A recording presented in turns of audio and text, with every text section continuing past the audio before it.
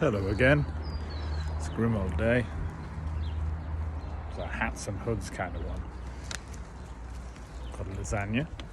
And I'm heading back to the house. So, if we're going to do this brick thing, we're going to need some language to understand them. So this, very quickly, is going to be an anatomy of a brick,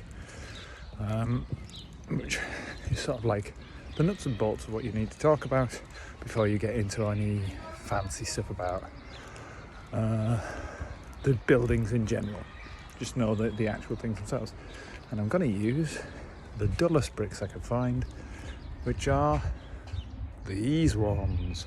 Mid 20th century machine made bricks. Duh. But it does mean I've got to put my lasagna down. We can point out some of the parts of a brick. So let's have a look at this bit here, the edge of it. That's called an arris. It's where two planes meet, and you can see that this, if you saw that brick out, that would be a really sharp edge. The sharper the edge, or more likely it is that it is a machine-made brick. Very sharp edge, machine-made. You've got handmade bricks where they've been put into moulds or stocks. It's harder to push the clay into the corners when you're just slapping it down, so you end up with rounder arises. That's a way of identifying the difference between a machine-made and a handmade brick. We've already said this face structure. We discussed the end.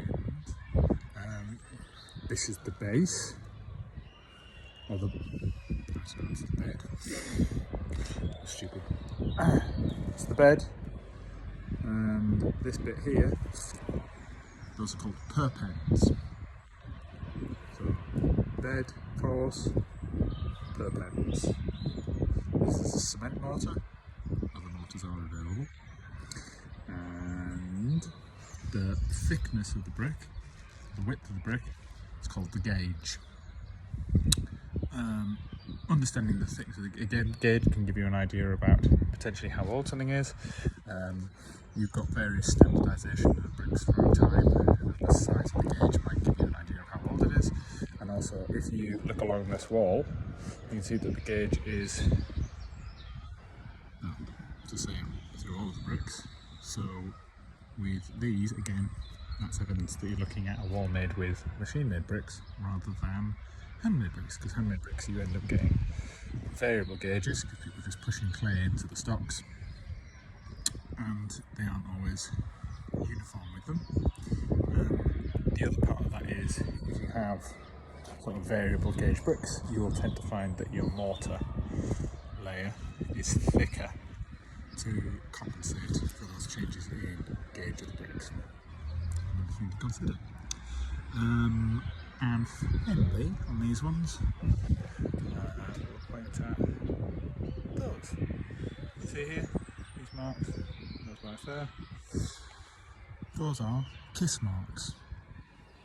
And it's literally where other bricks have sat on top of them when they've been stacked in the kiln. And they've left those marks on top of them. So there you go.